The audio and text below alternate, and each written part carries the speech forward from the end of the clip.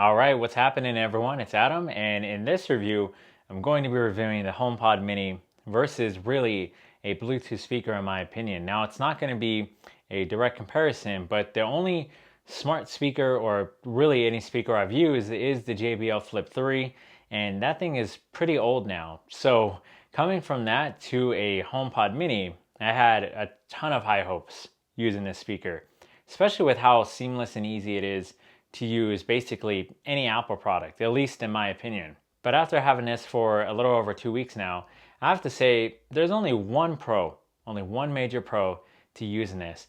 And just getting right into the review, I gotta say that major pro is the sound quality.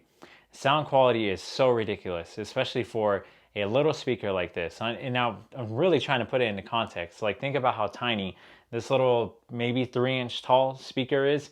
And the clarity, how much bass it has, how clear and crisp the music is, Apple just always does so good with their speakers, and just sound quality with their iPhones or just the AirPods Max. Anything I have reviewed that comes from Apple, they have done a killer job lately. Because really, the best way I can put it as to why I got this speaker is I wanted to get more into not having to wear headphones a lot, or not really just wearing headphones while I'm working out or doing a lot of stuff at home, which I usually do because usually I have my windows open now that weather's getting hot and I don't want to hear anything outside or whatever. I really want to be in the zone, but sometimes that's kind of draining always wearing something.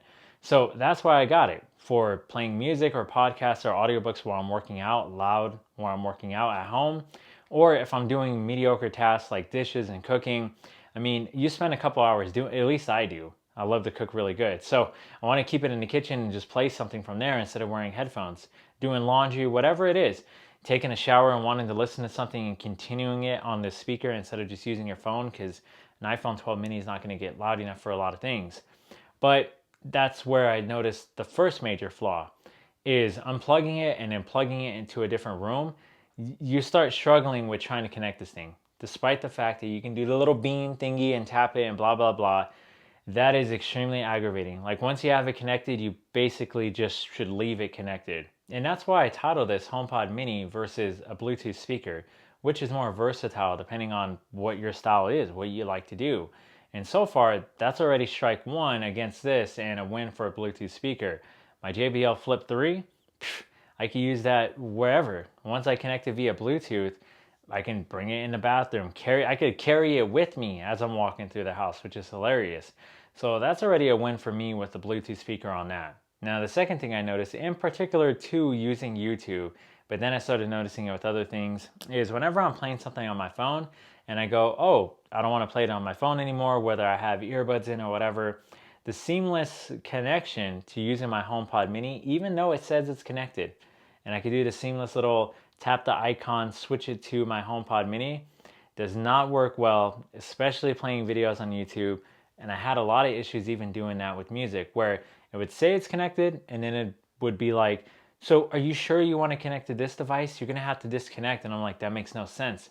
This is the only speaker I have. What else could it be connected to? You know, I'm just coming from that Bluetooth speaker perspective. Like, once that thing is connected, it just stays connected no matter where you bring it or what you do with it. But as far as design goes and just everything else, just kind of getting into more pros here and not trying to beat it up, is I really do like the design. The cloth, that mesh feel, how simplistic it looks, how clean it looks, especially the white color. So that got me to thinking, I know exactly what Apple did here. You don't just buy one of these. You just don't. I mean, once you buy one, you're going to want to buy like 3, because you're going to want one in like every room. Just in my house alone, 3 bedrooms, I'm like, yeah, having 4 seems ideal already. One in the kitchen, one in the bathroom, and one in each bedroom. My bedroom I go to sleep in, and my office. Like, just so you can always hear something going on all speakers wherever you're walking through the house, if you don't want to use headphones and this and that. And then I started thinking about families. This is definitely ideal for families and people who are wanting to use the intercom and have 3 stories house and McMansions and this and that. And I go, man, I know what Apple did here. This is so catering to those that got dough like that. I know that sounds funny, but think about it. Just look at their advertising. Like, why would you, you can get this for an apartment and this and that, but like I said, it's hard to, unless you live in a really small space, to actually have like a really big house, there is no way you're using one of these, especially with intercom and things like that. Hey Siri, intercom, what time do you want dinner? No other devices are available right now. See what I mean? It's kind of obvious that you have to get multiple of these to really start seeing the benefit of, oh, now I can see why it's a stationary product, why you have to plug it in and just leave it plugged in. And the only way you can really get that, like, oh, this is so cool, my home feels like a smart home, is if you have multiple. Hey Siri, tell me a joke. How do you talk to a giant? Use big words. Hey Siri, how long was Picasso painting for? I found some web results. I'll send them to Adam's iPhone. I couldn't find Adam's iPhone, but you can ask me again from there. And I just connected this before the review, so it's saying it can't find my iPhone. Again, it does that from time to time, but I don't know if it's because I'm just messing with it too much. All right, now let's play some music on my phone and see if I can do the little tap beam thing for it to connect. So as you can see, it's still doing the little swirling thing and hasn't even come close to connecting, and it's been a couple minutes. Now it's playing from my phone. All right, now it finally connected, and I timed it, and it took almost 4 minutes for it to actually connect, of me trying to manually connect, and it didn't connect once doing the beam thing. It is cool how you can ask the assistant here to take a note and connect it to your iPhone as long as it finds your iPhone and stays connected. Or you can ask it to do reminders or do calendar tasks or whatever it is. It is really cool how you can do that because it is an Apple product. So it's one of those things where as long as you and especially your family, because I don't think you could just do one speaker to really get the full benefit like I mentioned. If you all of y'all, which is most families who once somebody gets an iPhone, everyone gets an iPhone, and maybe there's one oddball who gets an Android phone or something, but then that's really cool how all you can do the intercom and you all can use your basically smart home with these speakers for a bunch of different things. So just like they demonstrated in their keynote and everything they did, there is a lot of potential, so I won't discount that. Now, when it comes to the touch controls and this and that, it's actually really accurate and pretty dang seamless. I didn't have any issues with that. You can tap to play or pause music, double tap to skip, triple tap to skip back, touch and hold for Siri, volume up and volume down by tapping or holding it to increase the volume or decrease the volume.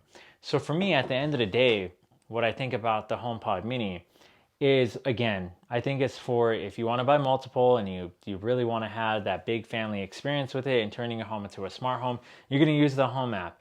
You're going to really constantly be asking this thing to do stuff for you, just wherever you're sitting, whether you're reading a book or whatever. That's going to be the only way. So in my opinion, go with the Bluetooth speaker if you're moving out and about in your house a lot, or if you want to have a house party or this and that. But if you want to use this for utility, that's why you would get this. This is not an entertainment speaker, even though the sound quality is great when you are using it, but in a little room, while you're working out and this and that. That's what I liked it most for. So at the end of the day, when I'm thinking about all these smart speakers and this and that, I'm willing to bet the Google Home Mini has the best assistant because it's Google. If you want to constantly ask it questions and you're in that Android Google ecosystem, obviously you would go with that. But I don't think you would use that for music. This is going to be better for music and just overall volume and how things sound. But if you want that smart home experience for real, for sure it's got to go to Alexa. Because if you think about it, you can order stuff using that thing. Now, you potentially you could probably do that with this and the Google Home Mini eventually, but with Alexa skills and it being connected with Amazon, I mean, forget it. If you want ultimate home experience, I'm willing to bet, actually, I'm just going to say it, the Amazon Alexa smart home system and all this and that, everything they got, all the products they got, that's going to be the one. And there's so many different products out there, but at the end of the day, this is just for that Apple ecosystem exclusively, obviously, just if your whole family or multiple people in your home, whether you have roommates or whatever the situation is, all are going to be using this connected in one unit. I mean, at the end of the day, now that I'm doing this review, I feel like this is like a little pet or something I'm trying to get used to, like a new puppy or something, where the pros outweigh the cons. When it's good, it's great, but when it's bad, it's awful kind of thing, where you get frustrated with it and whatnot, but you want to keep it around. So maybe I'll end up buying more speakers. I don't know. Maybe I'll buy one more HomePod Mini to see if that makes a difference. But again, I think I'm just gonna probably stick with the Bluetooth speaker life. So I hope this review was helpful. Thank you for watching. I truly hope all is well. Stay safe, stay healthy, and I'll see you on the next one.